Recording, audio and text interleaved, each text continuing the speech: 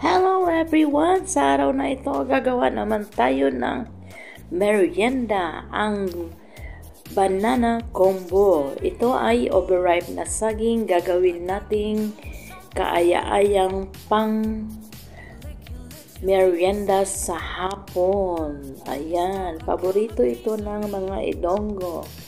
Andito na ating banana, overripe na yan. May flour tayo dito. May gatas, yan, i-smash muna natin ang ating banana para hindi siya masayang. Gawin nating merienda. Ayan. I-smash natin siya, pero hindi masyadong smash, yung may mga buo-buo pa siya para malasahan natin yung saging mamaya pag kinain natin. Yan, masarap yan siya na pang merienda sa kape. Ayan. Set aside muna natin ang ating saging dito sa ating bowl. Maglagay tayo ng 2 egg.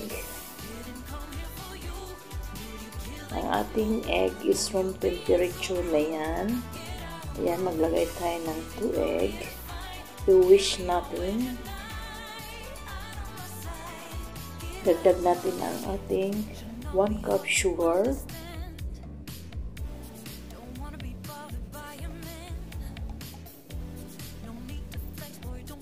Dagdagan natin ng vanilla essence, or pwede kayong gumamit ng dayap.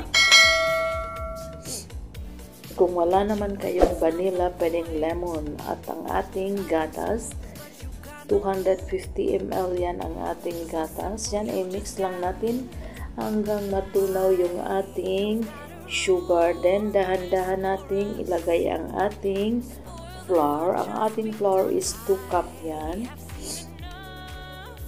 Yan, dahan-dahan natin. Then, i-mix natin hanggang mag-well combine ang ating mga wet and dry ingredients. Ang ating flour, hindi ko na yan siya sinip dahil maganda na yan siyang pagka-flour nila. Wala siyang buo-buo, hindi kagaya yung flour natin sa Pinas na maraming buo-buo. Yung flour nila dito is ang ganda, ang pino talaga siya. Kahit hindi mo na siya isip, talagang sure ka na wala siyang mga lumps. Then, dagdagan natin ng baking powder. Ayan, 1 teaspoon lang na baking powder. Dagdagan ulit natin ang ating gatas. Iubos na natin ang ating gatas. Then, i-mix lang natin. Sa mga hindi pa po nakasubscribe sa ating channel, just click the subscribe button and notification bell para ma-notify kayo sa mga ating newly uploaded video. Ayan, atin lang siyang i-whisk hanggang mag-well combine na ang ating mga ingredients. And to avoid din sa ating lumps and curdle. Ayan na. Continue whisking ng ating butter. Kung nanonood pa kayo hanggang ngayon sa ating video, ibig sabihin na gustuhan nyo ang ating ginagawa. Then, finally, ihalo natin ang ating smash banana.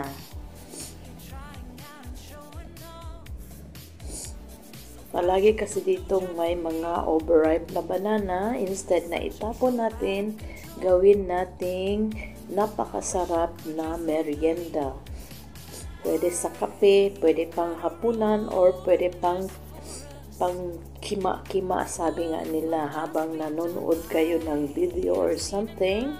Ayan, tama na yan siya. Dito sa ating kawali, maglagay tayo ng ating kunting mantika. Preheated naman yan siya, pero lagyan natin ng kunting mantika.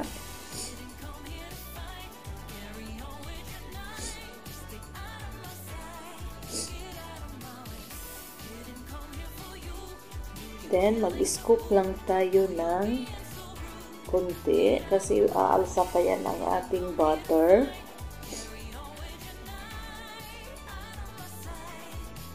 Para din siya itong pancake or tinatawag nilang hot cake. Ayan mga ka-OFW, kumusta na kayo lahat dyan?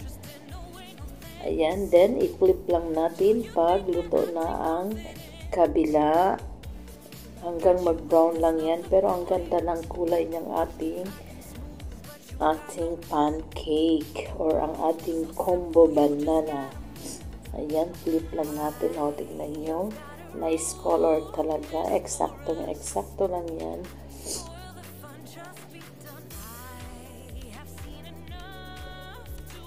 Ayan, medyo dumikit po sila. Ilagay lang natin dyan. Napakasarap niyan sa kape. Wala kasi tayong magawang pang merienda, kaya ito na lang din. Pag naluto na natin both side, nag-brown lang ng ganyan, tanggalin natin at same process lang po ang ating gagawin sa mga susunod na natirang butter.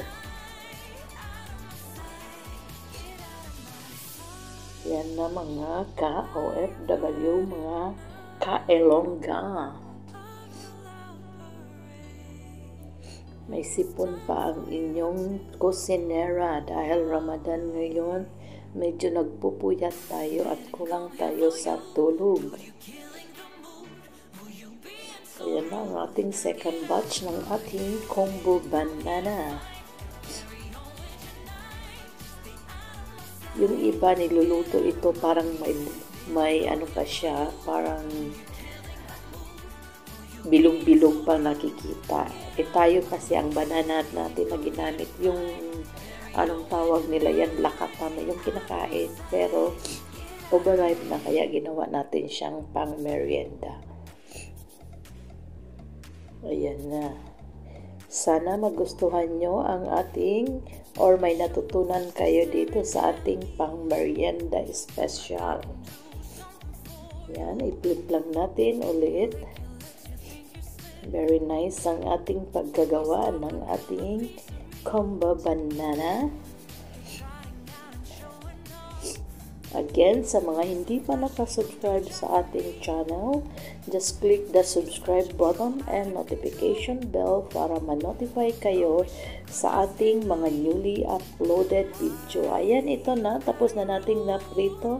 Lagyan natin siya ng sugar sa taas.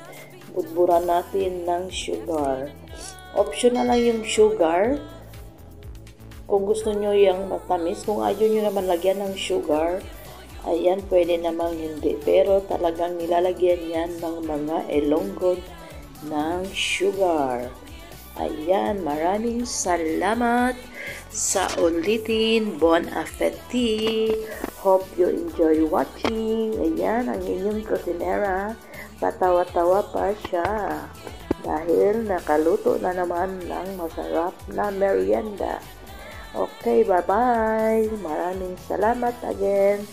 Thanks for watching.